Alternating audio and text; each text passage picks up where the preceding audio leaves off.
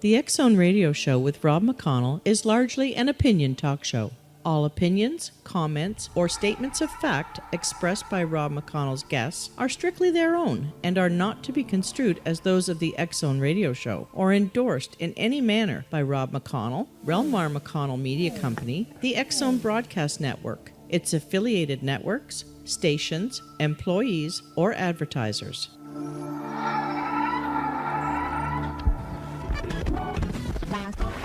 All Hit Radio.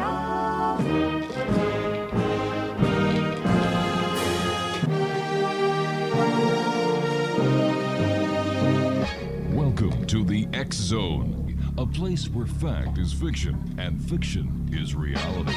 Now, here's your host, Rob McConnell.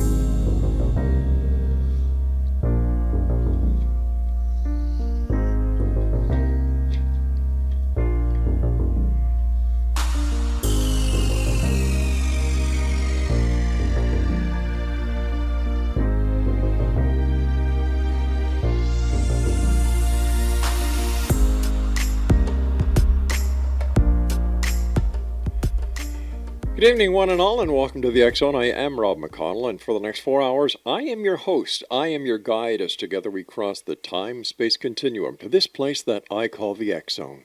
It's a place where people dare to believe and dare to be heard. It's a place where fact is fiction and fiction is reality. And the X Zone comes to you Monday through Friday from 10 p.m. Eastern until 2 a.m. Eastern, right here on the X Zone Broadcast Network and our broadcast family of affiliates and satellite providers around the world. If you'd like to send me an email, xzone@xzoneradiotv.com, on all social media sites, X Zone Radio TV. And for the broadcast schedule of the X Zone Radio Show on the X Zone Broadcast Network, visit www.xzbn.net. And for the X Zone TV channel daily broadcast schedule, visit the X Zone TV channel at simultv.com, and we are channel number 21. My guest this hour is a gentleman we've had the pleasure of having on the show before. His name is Jason Offutt, and Jason's books on the paranormal include Chasing American Monsters, Paranormal Missouri, What Lurks Beyond, Darkness Walks Shadow People Among Us, and Haunted Missouri. His credits also include the novels Bad Day for the Apocalypse, Bad Day for a Road Trip, and A Funeral Story. Jason lives in the Northwest Missouri area where he teaches college journalism, sets a good nerd example for his children, and brews his own brewski beer. Joining me now is Jason Offutt. And Jason, welcome back to the show. Always great talking to you, my friend. Hey, Rob, it is always great talking to you, too. As I mean, over the years, this is what, 4, maybe 5 times I've been on? Something like that. You know, I hate to say this, and I may as well be honest with you, because I'm always honest with my listeners and my guests. I never remember the amount of times a good guest is on. A bad guest. Okay, well, you remember me then. Oh, definitely, definitely. How can I forget the parent who is a nerd, who brews his own beer, and who teaches college journalism?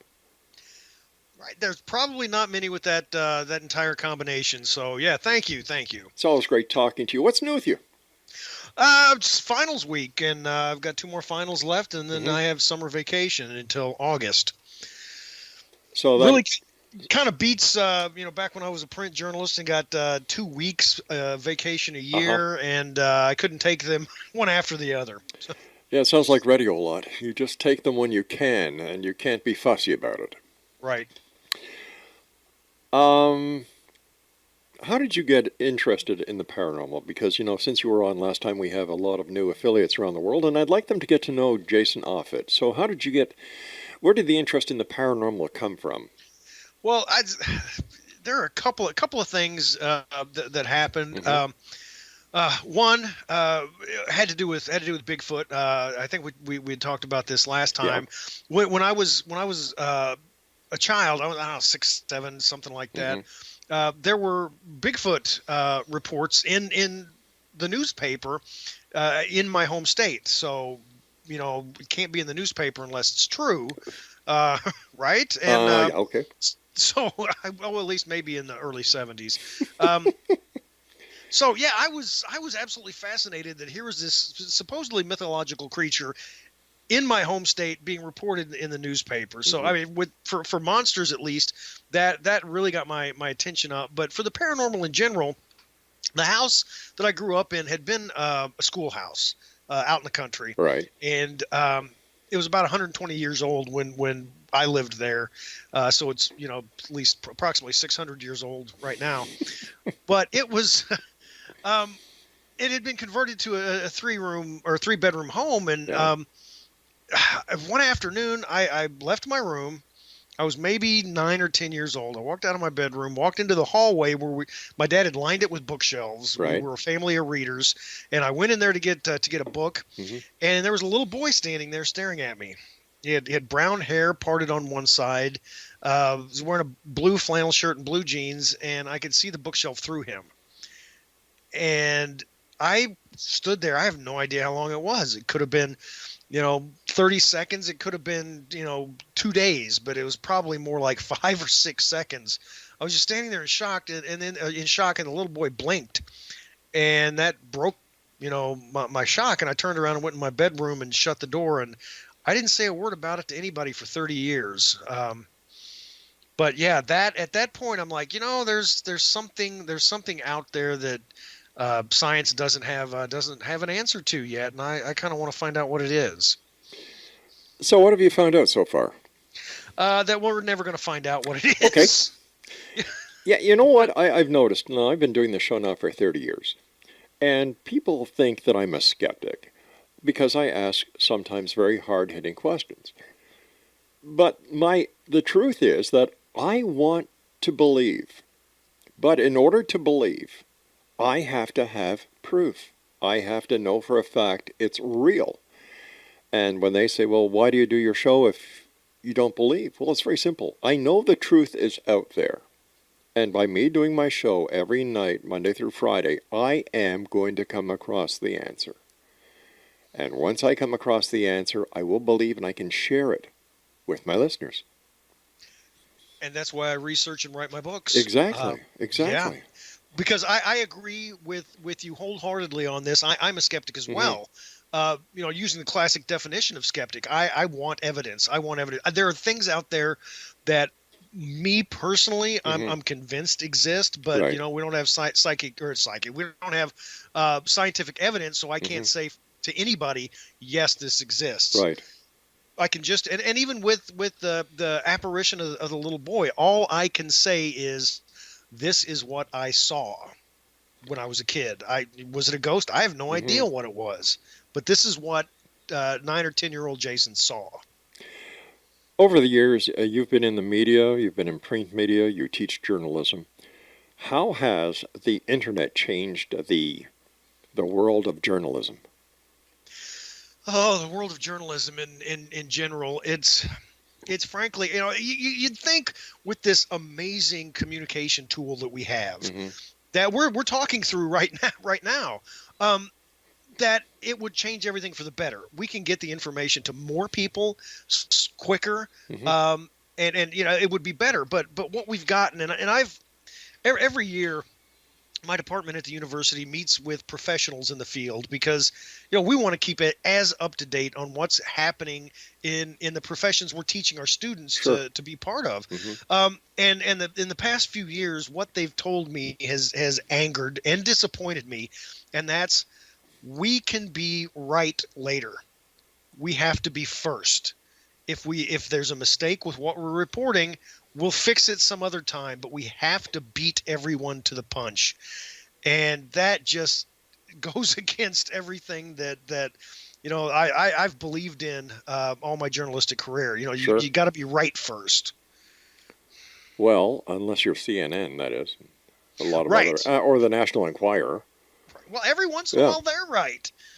Yeah, I remember the stories about Bat Boy. So, gosh, if Bat Boy is real, everything else must be real as well. Right. Well, yeah, John Edwards was not the crossing over John Edwards, but a senator from North Carolina was running for president, and his wife was dying. She had stage 4 cancer, and the world discovered, or at least the United States discovered, that he was cheating on his wife with his campaign manager because the National Enquirer did actual investigative journalism and broke the story. Whoa. That must have been Completely the first. sank his career. I remember that. I remember John Edwards, yeah. Yeah. All right, you've got a number of books that are out there. I believe your latest one is Chasing American Monsters. Yes, I went through all 50 states and researched what monsters were there. Not just the popular common ones, but some of the stranger ones per state.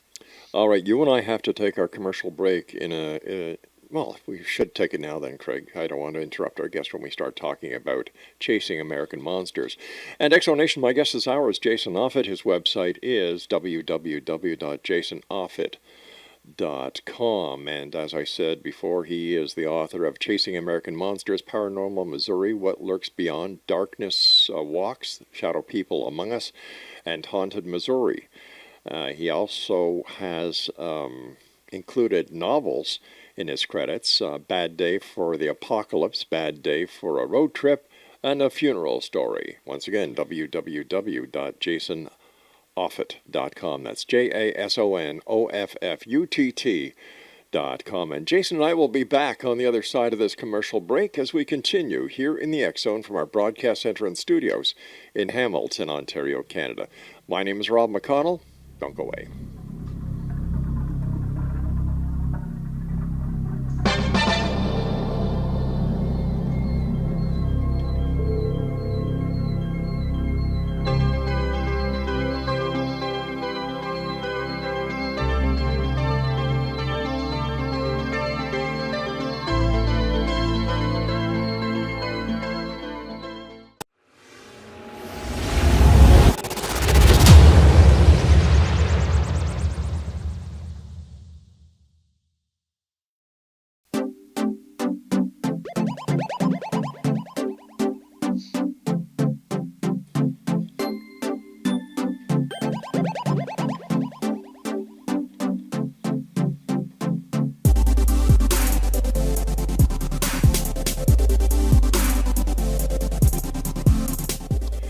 Welcome back to the X Zone. This is a place where people dare to believe and dare to be heard. My name is Rob McConnell. Jason Offutt is our special guest, and his website is jasonoffutt.com. And in case you haven't noticed, for all of you watching the X Zone TV channel, we are now broadcasting in full 4K video. Jason, during the commercial break, you and I were talking briefly about journalists, and you gave kudos to a Canadian broadcaster. Right, Peter Jennings. When he was on when he was the anchor of the ABC Evening News, he was the only one I watched. If he told me that aliens were eating my luggage, I would believe everything that came out of his mouth. Isn't he the reporter who kind of fabricated some of the coverage that he did in Vietnam? No. That was Brian Williams from NBC. Right. Yes. Okay. Right. Yeah. Peter, unfortunately, hasn't been with us for a number of years. He died of lung cancer. I believe he was a lifelong smoker. Yeah, that's horrible death. Yeah, listeners out there, smoking's bad. Yeah, that's my PSA. It is, and that's why the Canadian government legalized marijuana. I don't. You can put it in brownies. But can you put it in Girl Guides? I don't know. You weren't expecting that one, were you, my friend? No, I was not. Okay, so let's get talking about monsters in your book, Chasing American Monsters. What is the most common monster in North America? I mean, besides the divorce lawyer that a friend of mine had. Right. Well, and having been through that before, I'm not sure that it's the lawyer that's the monster. Yeah. Rim shot, please. Boom. Yeah.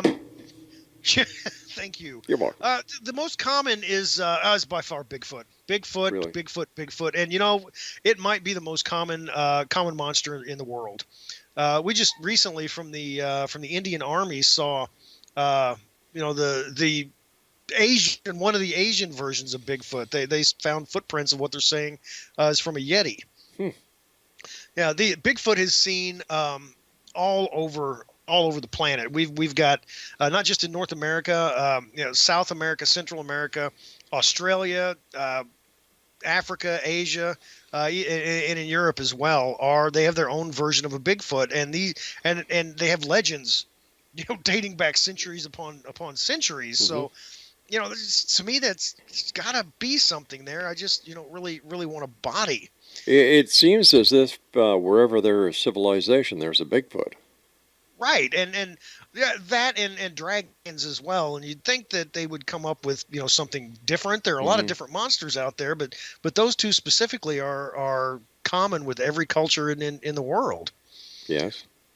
And there is a little bit of scientific proof, but we're not going to say it's Bigfoot. There were stories by natives in the I believe it was the Congo, of these enormous bipedal apes that howled at the moon and killed and ate lions. Mm-hmm. And wow, that sounded crazy to people. Yeah. Right? Yeah, absolutely. Until Westerners went in there and discovered them. It was in the Bili region, and they are called the Bili apes, and they are enormous chimpanzees that oftentimes will walk on two legs. They act like gorillas by building nests, and they have some other gorilla tendencies, but they also howl at the moon, and they will kill leopards and lions and feed off of them. So that's real. Whenever you hear the natives of any area of the world talking about something, they've seen it. They know a lot of this stuff's there, and I just wish science would listen to them every once in a while. But here we are in the year 2019. Everybody has a camera in their cell phone. Everybody, or at least the majority of the population, has a cell phone. There are dash cams. There are surveillance cameras. There are satellites. And there's no proof of Bigfoot. No photograph of Bigfoot. No thermal imaging of Bigfoot. If he does exist, how can Bigfoot stay so elusive? Okay, yeah, let's hit that. I'm going to take a step back to Sure. Africa. The Bili ape wasn't recognized by Western science until 1996. So I mean that's fairly recent for a big animal. All right, but let me ask you this. In all fairness. What is the population of the area where the ape was found in Africa? And I was going to go there next. Rob, you beat me to it. It's not as big as the population of Washington State, where that thing's seen all the time. Right. So that is a big issue. That is a really big issue. If there is a Bigfoot, which I think there is, but do I know? No, until we have a body or real proof, it doesn't exist. I can't answer the question about a lot of the cameras. Personally, if I was out in the forest and there was a Bigfoot stepped out and it was 20 feet away from me, the last thing I'd be thinking about is whipping out my cell phone and taking a picture. But there are trail cams set all over the place. You're right. There are surveillance cameras everywhere. The surveillance cameras, will pick up bears coming into town and eating out of the, garbage bins. Yeah. And, Bigfoot I would assume would do something like that too, but we don't have any pictures. So, I mean, that's why Bigfoot's still a mythical creature. We haven't got that kind of evidence. And and here's another issue with evidence.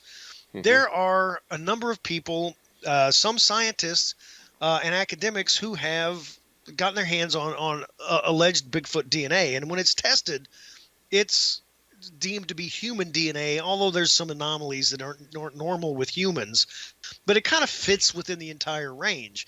And this is in North America, and a guy from Alberta ran into the same issue, and a scientist from England was testing some Russian Bigfoot DNA, and it was all the same thing. It was all human with some oddities in it. However, the Native Americans, or the First Nations people, and other people around, and indigenous people around the globe, have said that these big hairy things are people. They're just big and hairy, and what if they are? What if these Bigfoot actually are people? Right. Which means they would be smart enough to avoid us. Maybe that's why we don't have any pictures. But we don't even have a body. We don't even have anything from this Bigfoot. And as far as the DNA, how do we know that the scientists who received the samples were actually keen enough or credible enough to actually come to a conclusion whether or not it is or it isn't? You're right. It could be them. It Yeah. could be whoever collected the DNA. Mm-hmm. Maybe a hair fell out of their mustache, or a flake of dry skin Right. fell off and contaminated it. So I mean, all of that could be Mm-hmm. could it falls into it too. What's your stand on the Patterson-Gimlin film? Oh, I've gone back and forth on Mm-hmm. this. I think the first time as a kid when I saw this was on In Search of with Leonard Nimoy. Oh, by the way, which is one of the shows that we have on the X Zone TV channel. Which is Thank you for the plug. great. I've watched a couple, Mhm. not within the last year, and to me they've all held up. They have, yeah. Yeah. I love them. Yes, and with the Patterson Gimlin film, Mhm. there's a just looking at the evidence of what happened. We have a guy who was a huckster. Yes. Patterson was a huckster. He and his invited his buddy. Let's go out and we're going to go to Northern California where people have said they've seen Bigfoot, and we're going to shoot a video. We're going to shoot a movie of a Bigfoot. So they rent a camera. Actually, he stole it because he never returned the film camera. Nice guy. But yeah, he said, we're going to go up there and we're going to do it. And they went up there to Bluff Creek, California, and they did what he said they were going to do.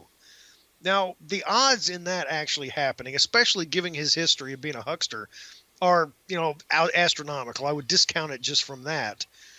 But there are so many people who have analyzed the film, and they've tried to recreate it in exactly the same spot. And the Patty in the film is not walking like they can get a human to walk. It's just not a natural gait for a human. And there's muscle definition in the legs. And really, are you going to tell me if somebody's going to fake this, they would think in 1967 to put breasts on it? But what happens if it was just a fluke the way everything came together? And why is it that the most amazing stories, like Bigfoot and the Patterson-Gimlin film, are by charlatans? Let's take a look at the crystal skull. What was the name of it? Mitchell Hedges skull. Mitchell Hedges and Patterson, their bios are practically the same. Yeah. Yes, I know. And I mean, we're trusting. I mean, the crystal skulls. They were shown to be. At least most of them were shown to be fabricated. Sure.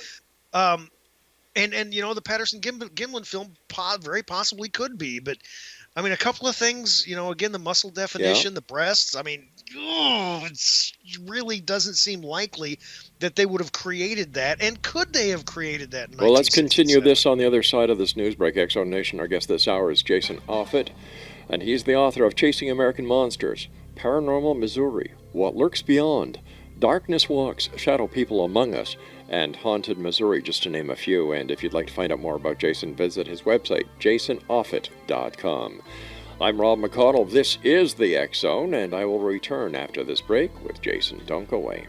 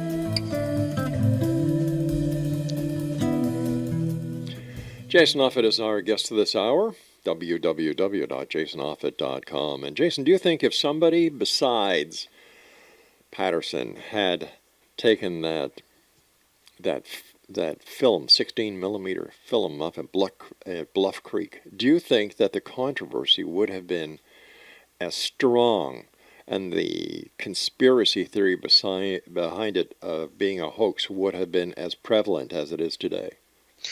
It would still be there, but as prevalent, no, I don't think at all.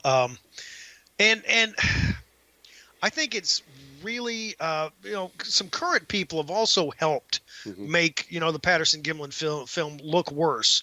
Like, if you recognize the name Tom Biscardi. Oh, sure do. Whoa. Sure do. Talk about charlatan in a truck. Yeah. Yeah, absolutely. I mean, he hasn't helped the Patterson-Gimlin film. If that is actually real evidence of a Sasquatch, having somebody fake all this Bigfoot, in air quotes evidence, makes all of it look bad, which includes the Patterson-Gimlin film. If my memory serves me correct, he was also responsible for an alleged Bigfoot being found in a freezer somewhere. Right, ended up being a costume filled with pig intestines. Yes, yeah, that was him.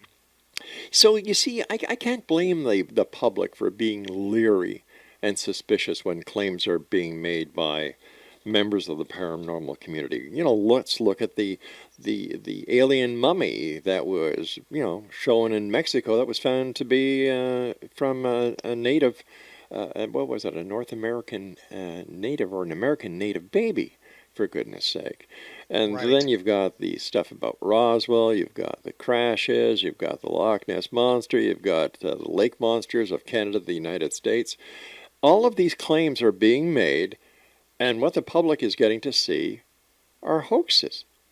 So what do we do in this case, Jason? How do we kind of bring things to a happy medium where the skeptics and the believers work together on these projects in order to establish the reality once and for all?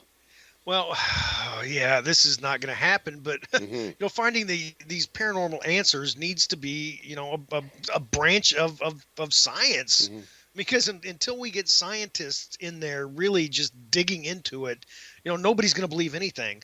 All of these, Bigfoot hunters, they hate to be called hunters, but what are you doing? You're out searching for Bigfoot. You're hunting for him.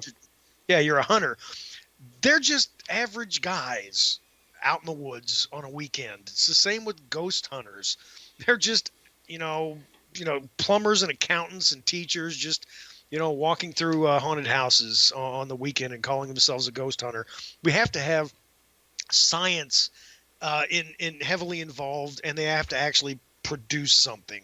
Remember in the first Ghostbusters film, that's why they were kicked off campus. They never produced anything. Yeah, so that's going to be it, and the media is also partly to blame because they cover these things like they're, sometimes like they're real, and they ended up being hoaxes. So that makes everybody, the average public's mind, think that they're all hoaxes.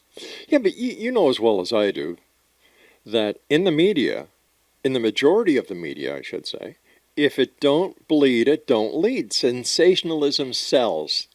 And the media is a business, a money-making business. And I've seen the trend where the paranormal and parapsychology is turning into a money-making business by the paratourism that is springing up all over the place. And what does this type of tourism do to any credibility within the field of the paranormal?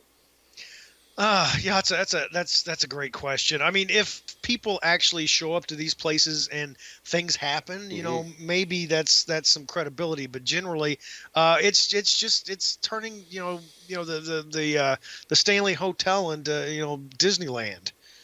That's what it is. They hope to go and go and have fun there, as opposed to what should be happening, which is actual research. So yeah, until we need Bigfoot to be hit by a truck. That's what we need. Do you remember the group in California or Texas that were going out to deliberately shoot Bigfoot? They were hunting Bigfoot, and an American television network was going to air it. And I was so ticked off about it that I got a petition started online, and we were actually able to get the network that was involved to withdraw the production. Like you're going to send guys out with guns hunting for a Bigfoot. What are the chances that they're going to shoot another hunter, a camper, a tourist, or a member of the forestry service? No, that's most probably, or one of themselves, one of each other. Yeah, when Return of the Jedi was being filmed, there were guards placed around because the filmmakers were worried that a hunter or some Yahoo was going to shoot Chewbacca. You're right. So yeah, I mean, that's, and in researching this, there were so many cases where there were people out hunting for Bigfoot, and these posses that had formed. The police broke them down and ran them off just because of the fact that you're not going to kill you're not going to kill the creature, you're going to shoot somebody. We're not going to have it. Well, that also brings up an interesting fact. Let us say that somebody does shoot a Bigfoot, and under investigation or post-mortem, it is found that this creature or Bigfoot is part human. Does that mean the person who shot it has committed murder? And if the possibility of Bigfoot is real, why isn't Bigfoot protected by federal law? And those are great ethical issues. That's what I don't want to see. I don't like to see things that are just killed to be killed. Exactly. I'm not big on trophy hunters. I grew up in a family of hunters, and venison is delicious. Yep. But just going out and shooting something to shoot it I'm really opposed to that sort of thing. So just going out and shooting a Bigfoot, I think is wrong. One accidentally getting hit by a car or something, that's a different story. But would they be? I mean, how could they be for the first one? For the very first one, as the first person to shoot a Bigfoot, they might, a clever lawyer might, and there actually are some, might get him on, manslaughter charges, but not murder. Right. The second one, if they found out it was part human, now that would be murder. Yeah, I'm not a hunter. I was in the police force for a number of years, and the gun was part of my toolkit that you wore around your waist. It was there to protect you as well as the lives of the citizens. But to go out and hunt something and kill it just for the sport, I'm not in for that whatsoever. In fact, I was sitting in for a talk show host at CKTV, and I was doing the afternoon show. And the topic of the day was, why do men hunt? And I was getting all these ladies calling. And I said, ladies, take it from a man. The only reason a man goes out into the forest with a gun is to exude his manhood, his sexuality. Because if a man has to carry a gun, that means he's carrying something less. Just like getting that fancy car. Exactly. And you know what? The lines went crazy. I got all these calls from these ladies who were saying, yeah, I knew that was the reason. I knew it, but I didn't get one call from a man, and I don't know why. Yeah. Yes, you do. Yeah. Again, I grew up in a family of hunters, and it was just for food. Right. You see, that I can go for. With. That I can. Yeah. So am I. But just to go out and kill something for the sake of killing it. Hey, listen, if you want to use a gun and you just want to fire it, go to a range, go to a rifle range, go to a pistol range. You don't have to kill something to prove that you can shoot, for God's sake. Right. And I like it when nature fights back. There was a story that you probably read this story as well. It was just maybe a month ago that there was a poacher in Africa that went into a reserve I don't know if he was what animal he was after, but he was stomped to death. He was stomped by an elephant and then eaten by lions. That is justification. That is just yes. That's how karma works. It does. I've got a picture. I've got your book here in my hand. I'm just showing it to the people on TV. Chasing American Monsters, over 250 creatures, cryptids, and hairy beasts. Now, one of the creatures you have on the front cover is the Washington Bigfoot. When we come back, I'd like to just briefly talk about two of the other creatures, the Maine Goat Man and the Ozark Howler. How does that sound to you, Jason? I'm ready for that. All right, X Zone Nation Jason Offutt is our special guest. He's the author of this book. Which camera am I on, Clyde? There we go. American Monsters. And if you'd like more information about Jason, visit his website, jasonoffutt.com. And Jason, where can listeners get a copy of your book? Well, on my website is one, or they're also available at Amazon.com or BarnesandNoble.com. All right, and I'd like to thank the good people at Llewellyn for helping make this interview possible. Are you a skeptic or are you a believer? Send me an email, xzone@xzoneradiotv.com. We'll be back on the other side of this break as we wrap up this hour of the X Zone Radio TV show from our broadcast center and studios in Hamilton, Ontario, Canada. I'm Rob McConnell. Don't go away.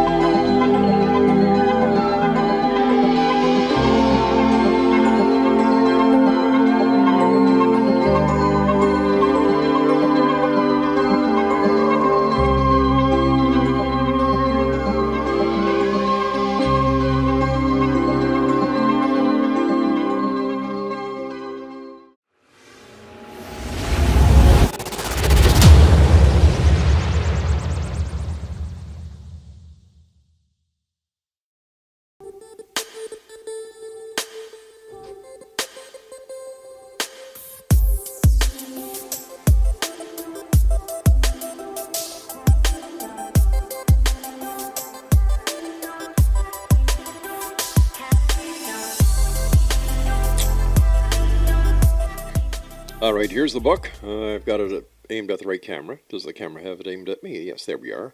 American Monsters is the book written by our guest this hour, Jason Offutt. Chasing American Monsters, over 250 creatures, cryptids, and hairy beasts. And it's available at jasonoffutt.com. And once again, it's published by our good friends at Llewellyn. All right, tell me about the Maine Goat Man, and that's M-A-I-N-E, X Zone Nation, not M-A-I-N. Well, it's let me just first. Thinking of Bigfoot. Okay. We've got a big, hairy, ape-like creature. I think that resonates with people. I mean, they can kind of see how this big unknown ape could live. Now, going to the Goat Man, that takes a little bit, a little bit more to think about. Yes. Because it's a goat that walks on two legs. There are these goat men that are seen, really in all over the country. But wait a sec. Weren't they also in Greek mythology? Yeah, I was just going to get to that. And the one you're talking about looks like a satyr. Yes. The goat from the waist down, human up. Human from the waist up, human, goat feet, human hands, and, goat horns. And this one carries an axe. So he's got an axe to grind. He's got an axe to grind, maybe with the Virginia Bunny Man, who also carries an axe. But you're kidding. No. It's either they're real, they're fictitious, or the Greeks were really kinky. Well, here's something that you get from the religious side of things, and I usually hate to get religious, but I'm gonna throw it in there from the Bible. We've got the Nephilim that came down and mated with human women to create giants and other the heroes, the men of renown, and they also had did the bestiality thing, and if you're gonna go there, wow, we got centaurs, we've got satyrs, we got all sorts of things going on. Kinky. But, yeah. Well, that reminds me. No, wait a minute. Hold on here. That reminds me. Lloyd Pye, before he got into Star Child Project, he was big into Bigfoot, and I remember going back many years ago, having Lloyd on the show, and he was talking about Bigfoot, and he told of stories of Russian miners having sex with Bigfoot. Yes. And that Bigfoot is actually part of the lineage of Russian royalty. I sort of mentioned this, but by not mentioning it that specifically. Yeah. I mentioned the academic from England. I think I don't remember if he's from Oxford or Cambridge, one of the two. Did a DNA test on the alleged descendant of this Bigfoot creature. Right. In Russia, this Alma, Mm-hmm. it was in a small village that was out in the middle of nowhere, and they caught these guys caught this wild woman, all big, covered in hair, and they chained her and they brought her back to town and kept her in a shed until they domesticated her, and since she was so big and strong, they got her to do a lot of work for them, and then the townsmen started having sex with her.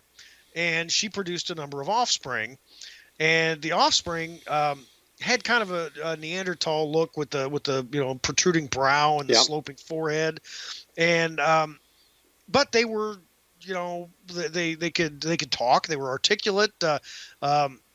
Zaina's one of her sons was a decent pianist, but this scientist got the DNA from like the granddaughter of Zaina, or Zaina's son. That would be her great granddaughter, and did had it tested, and this is one of the tests that showed that it was human DNA, but there was something a little bit off to it. Yeah. So right, that's what he was talking about. Fact is stranger than fiction. It really is. And who knows? Absolutely. Yeah. Yeah, no, I completely agree with that. Yeah. And there was a about Bigfoot's mating with people. There was a case, and I can't remember the name of this man. He was out scouting for a mine. This was back in maybe the 1920s, and he was in Canada. I think he was in British Columbia. Right. Yes. Yeah, and he was in his sleeping bag, and all of a sudden he was picked up and thrown over the shoulder of this really big male Bigfoot, and this guy carried him. This Bigfoot carried him for a couple of days, and when he set him down, he was in, like a group of Bigfoot, and he got the, just from their body language, he got the idea that he was supposed to be the mate for the adolescent female Bigfoot. So who knows? Maybe maybe all of David Paulides' work is about people getting kidnapped to go be husband or wife to a Bigfoot. During your research into Bigfoot, did you ever hear of any connection about Bigfoot being around the time or being seen with UFO sightings? That, yes. Yeah, actually, that was, I don't know when it started, but I remember in the in the 70s. I remember reading about that in a comic book about UFO encounters, and I think Stan Gordon out of Pennsylvania has done some research into this, and there are a lot of Bigfoot encounters that are about the same time in the same geographic area as UFO sightings. I mean, there might be something to it, but I really don't like throwing in something that's unknown, like UFOs, and mixing it with something else unknown, which is Bigfoot. I'd kind of like to use, exhaust science to prove one or two of them first before, stepping out on that limb. Okay, so we talked a little bit about the Maine, that's the state of Maine exonation, Goatman. How about the Ozark howler? Now, I've met a few people from the Ozarks, and they have a reputation of doing a lot of strange things in the woods, especially to keep away from the revenuers. Right. How does the Ozark... Did I get my foot out of my mouth yet, Craig? He says, no, keep trying. Thanks, pal. No, you're doing okay. fine. Okay, I just really wish the Ozark howler would have been featured on an episode of the Beverly Hillbillies, because that's, right there. You never know. There's an idea for a new show. So what's the story behind the Ozark howler? Well, the Ozark howler has been seen for decades and decades and decades in north central Arkansas and south central Missouri in the Ozark area. Now there are mountains down there with thick forest, and that's something else that people don't really understand. We think that the United States, we've been everywhere. People, I mean, every place is filled with people, and it's not. There are great swaths of forest and desert land that, people don't live, and they really haven't lived there for hundreds of years. There are plenty of places for cryptids like the Ozark howler to hide. But anyway, this has been described as either a great, a cat, like a mountain lion. It's also been described as an enormous dog and a bear. And usually it's a combination of the three.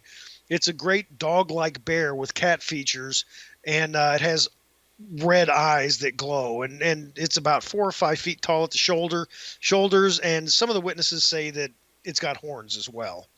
And it's called the howler because that is the big thing that everybody can agree on, is this howl it makes. It sounds kind of like a cross between a bull elk's bugle and a hyena laughing.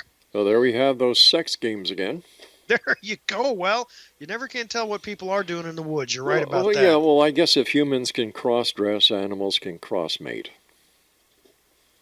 And they probably do. That's been the explanation of a lot of these creatures. Throughout my book are creatures crossbreeding that really shouldn't be able to.